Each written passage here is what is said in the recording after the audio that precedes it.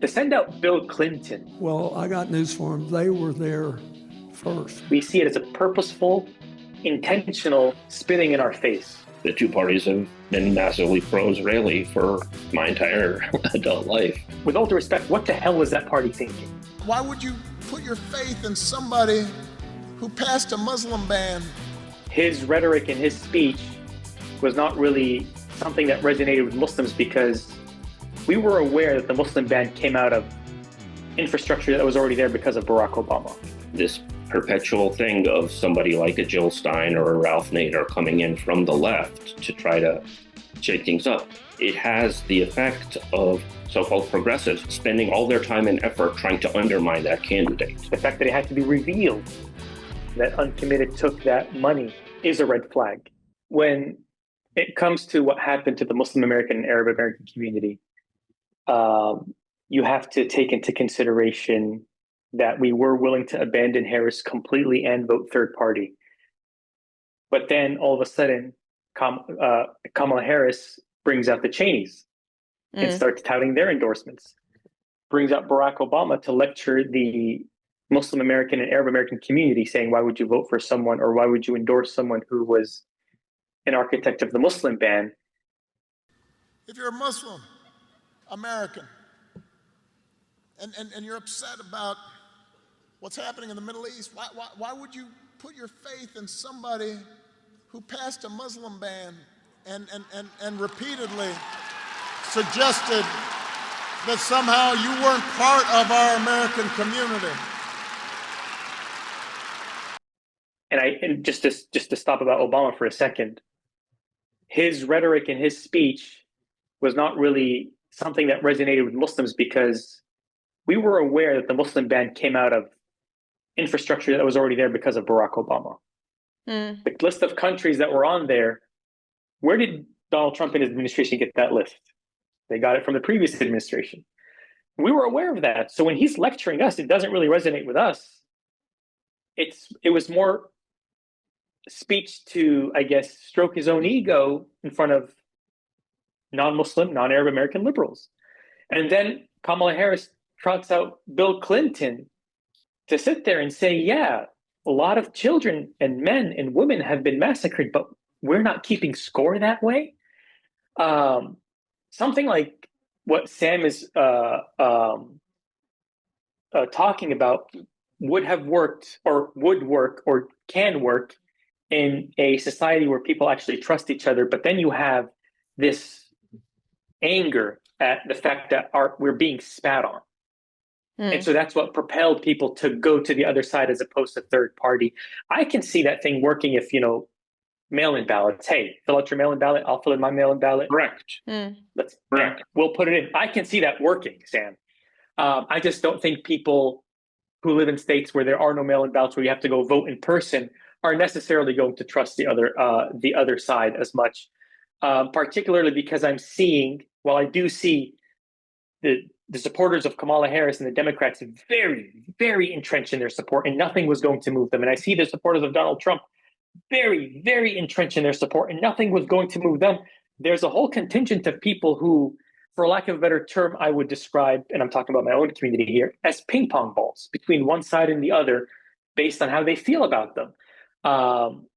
And so, yeah, that's just my initial thoughts. Sorry if I'm rambling on, if I didn't answer the question or if I didn't make any sense. No, I think that what you said is really useful. Go ahead, Sam. Yeah, no, I think that's exactly what we got to get out of people acting like ping pong balls and expecting that they're going to be anything except manipulated.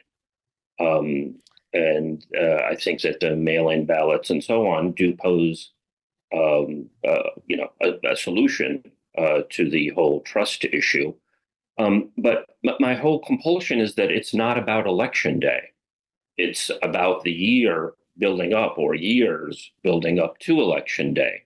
If you have people pairing up and saying, I'm going to do this, and ever more prominent people saying that they're going to do this, it's the first, major pairings would be the most difficult.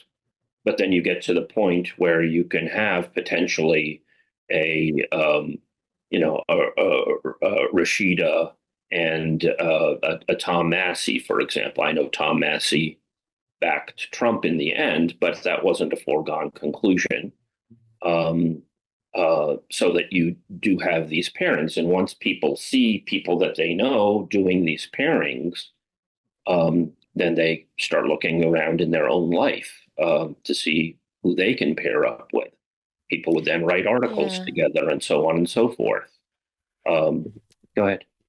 I hear that. I guess my major concern, and I agree that the ballot, the mail-in ballot issue alleviates one of my major concerns, but my remaining major concern is that even in all these examples that you're giving, it doesn't feel like, and maybe I'm wrong about this, it doesn't feel like in this particular election, there were people who were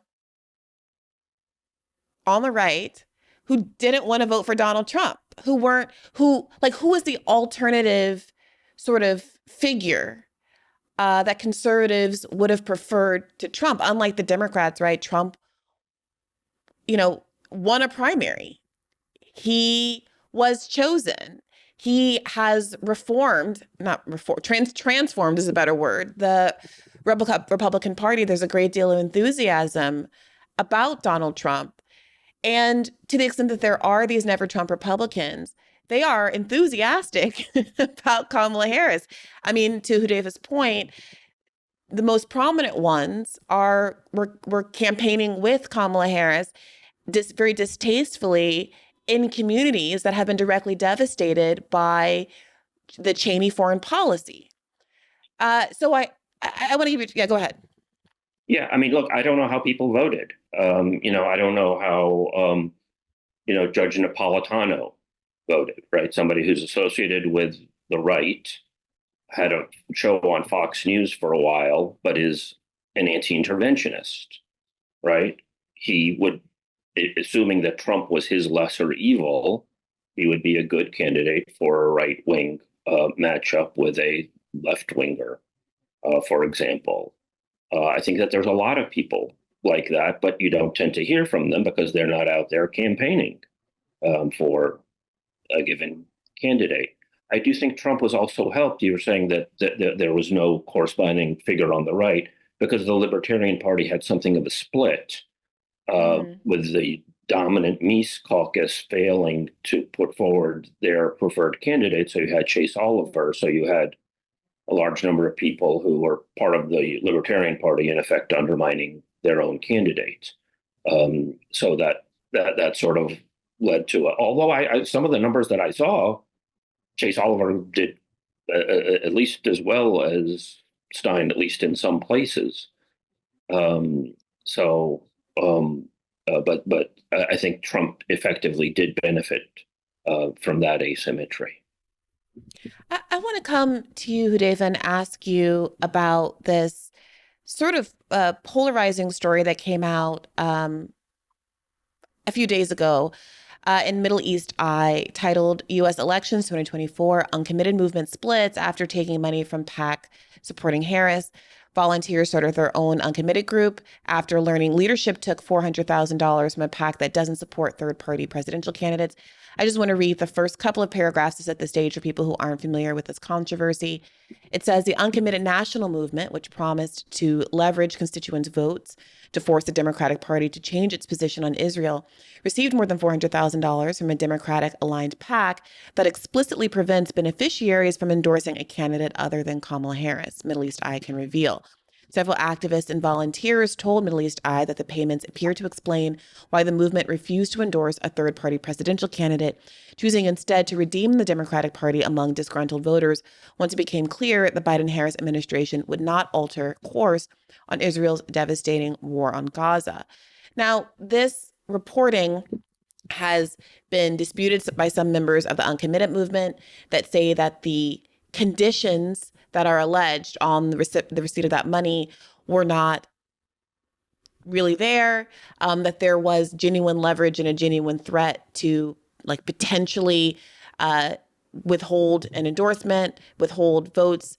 Others are saying absolutely not, that this was kind of a fig leaf of a campaign, as much as it, I think, was beneficial in demonstrating that there were a large number of voters in swing states that were unhappy with the, at that time, Biden campaign's position toward Gaza, that was an effective strategy in demonstrating those people existed, even if they were never actually planning to withhold their votes. What's your read on this controversy? So it all depends on when they took the money. And according to some sources, they took it from the beginning, before the DNC convention, which, look, what this revelation underscores, in addition to the cultivation of controlled opposition, is what's been obvious from the beginning, that there was going to be little to zero opposition to the genocide once Harris was in power. And all of a sudden, everything that we had sort of seen from the very beginning started to make sense. And what I mean by that is the concept of what exactly pushed people who had been treated that way at the DNC convention to continue with what they ended up doing afterwards. And also what made the Democratic Party so sure that they could still do this to these people and they would still line up behind them. There was one grave miscalculation, which is that they put too much stock in the leadership of Uncommitted. They thought that if the leadership of Uncommitted said something, everyone who had been following them would then follow suit. What ended up happening is that there was a mass exodus out of that movement after what happened in the DNC and after they released their, what I call, roundabout endorsement of Kamala Harris. Meaning they had very strong language against voting third party, against sitting out the election, against voting Donald Trump. But when it came to Kamala Harris, they just said, we can't endorse her. But as individuals, we'll be voting for her. What ended up taking place afterwards, what I was hearing when I was in Dearborn 4 days before the election, was a massive distrust of that leadership. No one was really listening to them anymore from within that community, even as they were paraded on multiple channels, MSNBC, CNN, even non-mainstream channels, such as the one with Ryan Grimm, as Breaking well Points. as Breaking Points, as well as Democracy Now!, surprisingly, which was very disappointing. We would have loved for them to speak to us. But that's, I guess, where the disconnect is. Just because you parade individuals on TV and say, these are the leaders of this minority movement, of this minority community, what you're doing is you're just appeasing the conscience of people who were already going to vote for you. The community had just washed their hands of Uncommitted. They had washed their hands of many Muslim groups that had come out and endorsed terrorists, such as Engage, such as the dozen or so individuals who made themselves as leaders in the Muslims for Harris campaign. None of that existed. And so, again, I think controlled opposition was a major selling point in this election. I'm from Arizona, and there was a so-called letter of Arab, Palestinian, and Muslim leadership that came out of Arizona saying we should vote for Harris because Trump is worse. I'm from Arizona. I did not recognize more than 2 names on that list. As a matter of fact, a lot of the supposed leaders who signed their name on that list signed it as first name, last name, title, concerned citizen. No one really bothered looking through that list. They just saw the tweet and clicked retweet and said, okay, Arab Americans are on board, Palestinians are on board, I'll be on board as well. Yeah, I did see a lot of examples of what felt like individuals whose views were not necessarily representative of an entire community, at least as far as polls suggested, before the election, being held up as a sort of way to launder the voting choices of liberals, vote blue no matter who, lefties. John Oliver was a notable example who had a clip from Roman used to that very effect.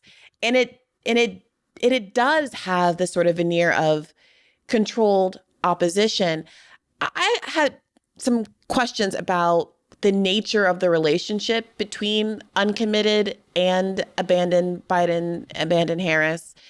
To what extent there were people who were once Uncommitted who lost faith, and as you say, in the organization after the DNC and chose to join Uncommitted, like how familiar you are with the people behind Uncommitted, and what to extent you have been privy to people speaking out, especially after the Middle East Eye piece came out about how much they felt like the leadership misrepresented their goals and the extent to which they were willing to use their leverage. Because I want to be clear, I think part of the pushback from uncommitted leadership after the Middle East article came out was to say, well, we never promised to endorse third parties anyway.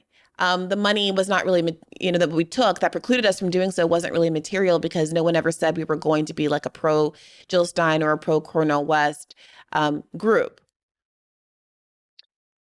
I think just to start off, it's always a red flag when something has to be revealed rather than disclosed. And the fact that the wide majority of people had no idea that Uncommitted had taken $430,000 from a Democratic aligned PAC was in itself a red flag. But let's just start off. What is the difference between abandoned Biden / abandoned Harris and Uncommitted?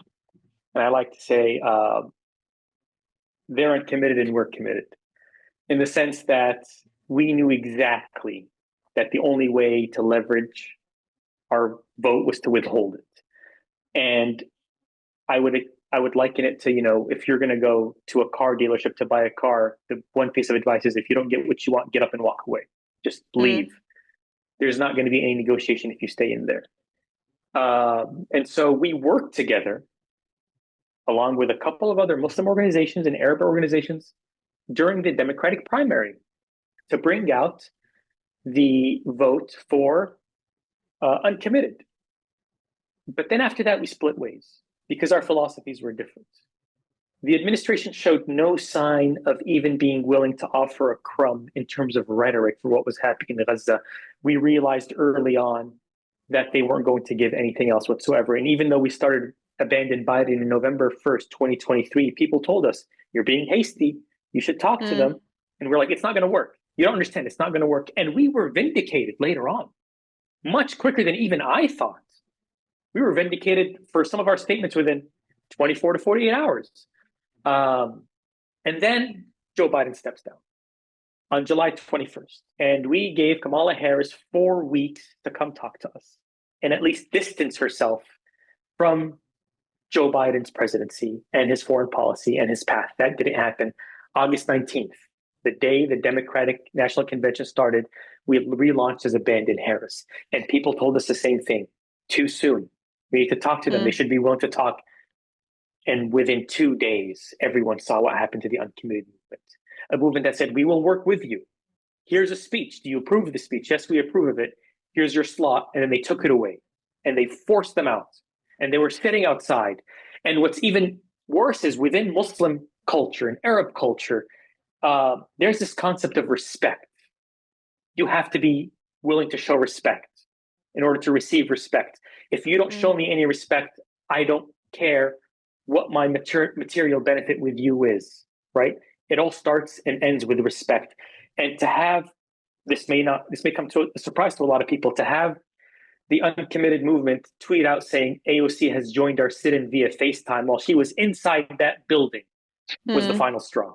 It was the final straw. They're like, what is going on here? Are you guys really bragging about this? And the mass exodus began into the Abandoned Harris movement.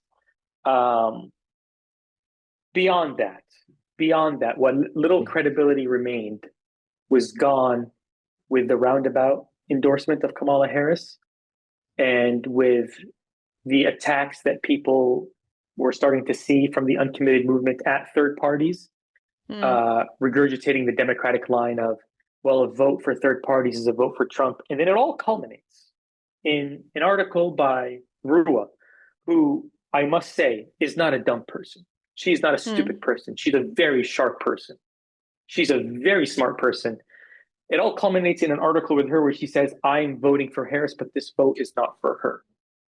And the Muslim American and Arab American community threw up their hands and said, well, how do you think voting works? Do you think that when you vote for someone unenthusiastically, that they only count it as half a vote? It's counted as a full vote. It doesn't matter.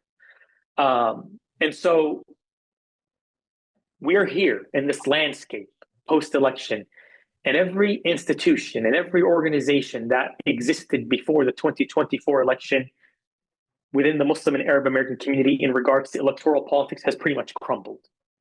The legitimacy is gone. And we find ourselves as Abandon Harris, the lone standing organization and movement and campaign that now our community is looking to for answers. And we are going to give weight to that responsibility, and we're going to be up for that mission and responsibility. And we hope that we do not betray our community, such as other organizations have. So it sounds like you believe that the frustration, anger from the Muslim and Arab American community toward the Democratic Party will be durable beyond this election cycle. Absolutely, because we have long memories. You know, back when we started, what did they say? They'll forget come November. And we didn't forget. As a matter of fact, we ramped up our efforts. To send out Bill Clinton to a community that has lost family members in Palestine and Lebanon. Let me talk about the hardest issue here in Michigan is the Middle East. Hamas did not care about a homeland for the Palestinians. They wanted to kill Israelis and make Israel uninhabitable. Well, I got news for them. They were there first. Before their faith existed, they were there. In the time of King David, and the southernmost tribes had Judea and Samaria. So here's what I want to tell you. I'm going to do everything I can to convince people that they cannot murder their way out of this, neither side. You can't kill your way out of this. And they have to make a new beginning. But when I read that people in Michigan are thinking about not voting because they're mad at the Biden administration for honoring his historic obligation to try to keep Israel from being destroyed, I think that's a mistake. Because Donald Trump has shown what he wants. But Kamala Harris has said that she will try to negotiate an end to the violence, an end to the killing, and a new peace process. And that ought to be enough. To a community that, even if they weren't Arab or Palestinian or Lebanese, they watched the Israeli military desecrate holy sites and raise down mosques and insult their religion. To bring out Bill Clinton and say, we're not keeping score that way, with all due respect, what the hell was that party thinking? We see that, and we don't see it as a gaffe or a misstep. We see it as a purposeful, intentional spitting in our face. They're not going to forget. And while I am dismayed that out of anger, some members of my community voted for Donald Trump, we're going to continue working, because if and when he eventually disappoints them, we're going to be there to make sure that we are now ready to move forward beyond the duopoly. Well, Sam, as someone who's one of the most important journalists covering the politics and the substance of what's been going on in the region, I do wonder what your read is of what we're going to see in the last lame duck months of the Biden administration, and what your sort of expectations are from the Trump administration. I have read that there is some optimism, and you can weigh in on whether you think it's well-founded, within the community about certain folks that Trump has signaled he will appoint to policy roles. Of course, there was this story floated about a month ago that Biden was giving Netanyahu an ultimatum, and that he was really going to get tough on him in 30 days, which fell, just after the election. So no one would be able to actually hold the administration accountable for what they did or did not do. What's your read on what we might expect from both the Biden administration in the next couple of months until he's actually out of office, and also from a new President Trump? Well, I don't think people should wait. I think people need to act immediately and impose their demands as quickly as right now. There's reports that Trump is going to nominate Brian Hook, who's a major Let's Get Iran guy. There's, a lot of chatter on Twitter that he might appoint Mike Pompeo to be Secretary of State. Again, I don't know that that's going to happen, but it's remarkable that you have all of these Trump people acting as though they're worried about that possibility. Why is that a possibility if he's so, anti-establishment? He's going to drain the swamp. He's going to appoint he's not even going to appoint a new, crop of scammers and warmongers. He's going to go back to the same people from his last administration. I've been very concerned for many months as to what happens during the transition period. Because this is a point in the American political system where things can happen and nobody is responsible. So I would not at all be surprised if Netanyahu does continue to further escalate, as he is escalating, his ethnic cleansing and dissemination of northern Gaza, possibly into a mass expulsion outside of Gaza altogether, which apparently was only prevented by Egypt. Although it's hard to know for sure. And there needs to be maximum pressure on both Trump and Biden. Trump to call him on his peace rhetoric, that be manifest as something real, and Biden to a minimal standard of international law and so on. Hey YouTube, thanks for watching. Just a reminder that this is a podcast. You can catch an extra premium episode every Monday for $5 a month at patreon.com/badfaithpodcast. That's patreon.com/badfaithpodcast for $5 a month, an extra episode every week. Additionally, please do consider liking this video, subscribing to this channel. It helps us out. It helps independent media beat the algorithm. We appreciate you. And as always, keep the faith.